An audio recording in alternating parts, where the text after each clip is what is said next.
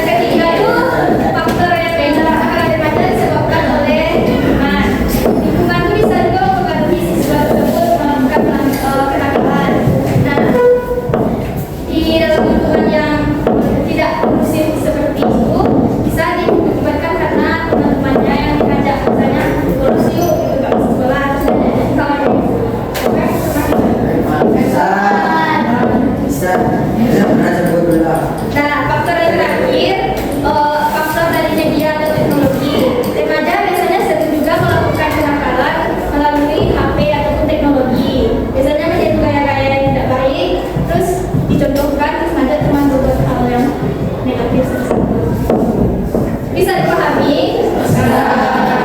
Kita lanjut kepada dampaknya lagi. Siapa yang tahu kenapa remaja itu ada dampaknya? Siapa lagi?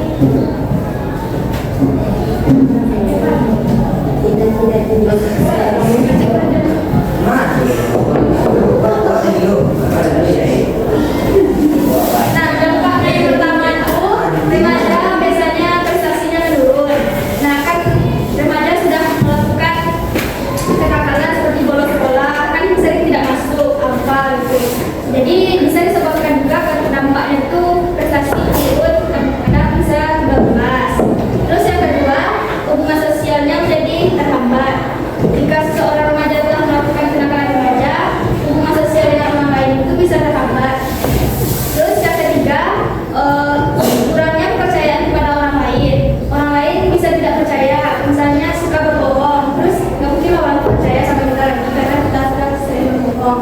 Terus yang keempat, menjadi anak yang tidak bertanggung jawab. Misalnya disuruh guru kita melakukan ini, karena sudah sering melakukan kenakalan, jadi tidak mau kita mengerjakan itu lagi. Pernah melakukan.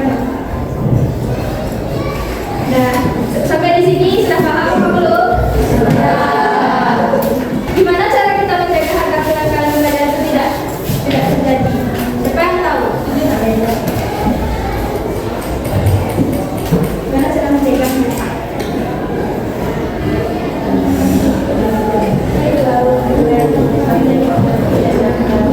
Berapa lagi?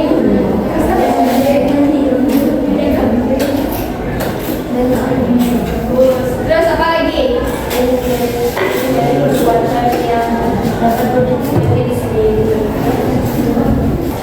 Melatih diri kita sebelum kita bertindak tuh pikir dulu apa yang mau kita lakukan. Misalnya kayak ini dampaknya pada diri kita, apa yang kita lakukan gitu.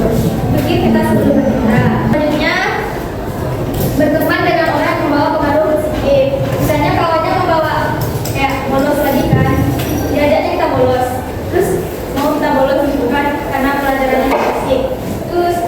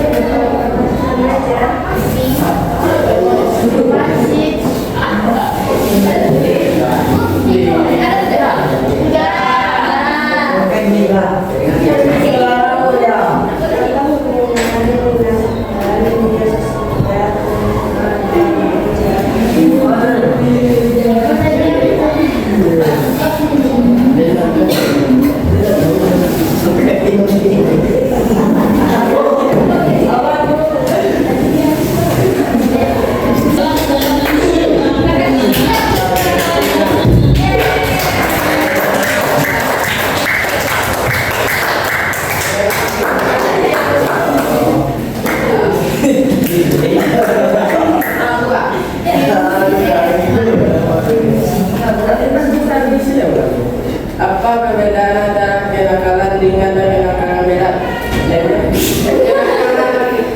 Kenakalan ringan dong. Oh ya, kenakalan ringan dong.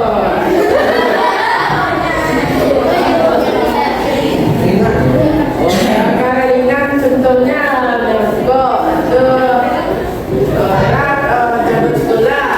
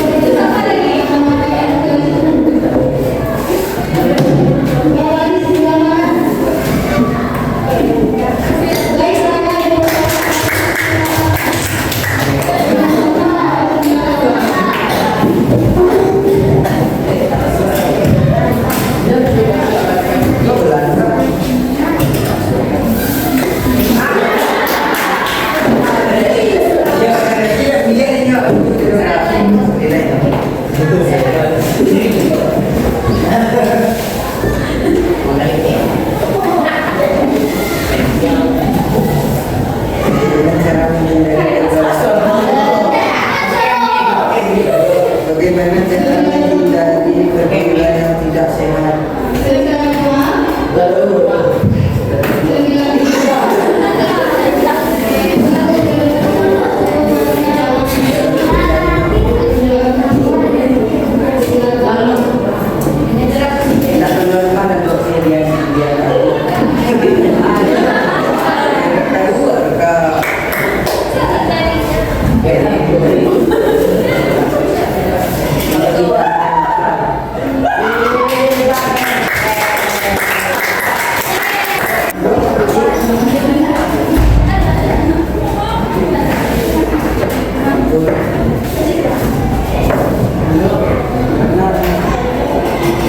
Bagaimana cara memperbaiki kesalahan yang terjadi?